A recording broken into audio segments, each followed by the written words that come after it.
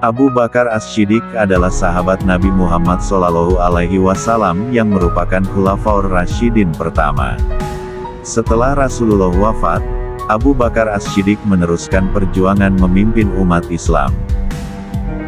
Abu Bakar As-Shiddiq menjadi khalifah pada periode 632 sampai 634 Masehi atau 11 sampai 13 Hijriah di Madinah.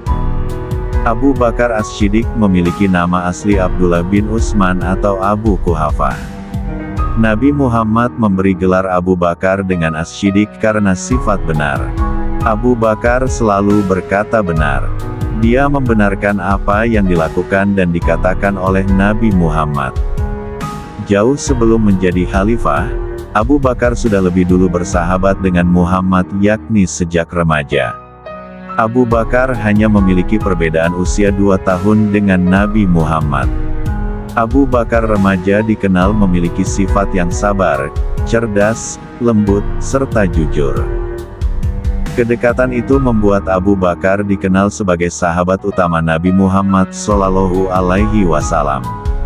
Abu Bakar juga termasuk orang pertama yang masuk Islam atau dikenal dengan As-Sabiqunal Awwalun. Sejak saat itu, dia selalu setia berada di sisi Rasulullah. Abu Bakar menemani Rasulullah menyebarkan Islam. Abu Bakar juga ikut dalam berbagai peperangan dan melindungi Rasulullah. Saat Nabi Muhammad SAW melakukan perjalanan Isra Miraj pada tahun 10 kenabian, Abu Bakarlah yang pertama kali membenarkan peristiwa penting itu. Dari situlah nama Abu Bakar menjadi Abu Bakar As-Shiddiq. Abu Bakar juga menjadi teman setia Rasul saat hijrah. Bahkan ia rela melindungi Rasul ketika diburu oleh kaum kafir Quraisy sampai harus bermalam di Gua Sur. Selama di dalam gua, Abu Bakar tidak berhenti mengkhawatirkan kondisi Rasulullah. Dia sangat takut jika kaum kafir Quraisy mengetahui keberadaan mereka dan membunuh Rasulullah. Hingga Abu Bakar pun tak kuasa menahan tangis. "Mengapa engkau menangis wahai Abu Bakar?" kata Nabi Muhammad. "Aku tidak menangisi diriku. Aku sangat takut terjadi apa-apa dengan engkau wahai Rasulullah," ucap Abu Bakar. Rasulullah pun menenangkan Abu Bakar. Rasulullah bersabda bahwa Allah SWT akan selalu melindungi orang yang beriman.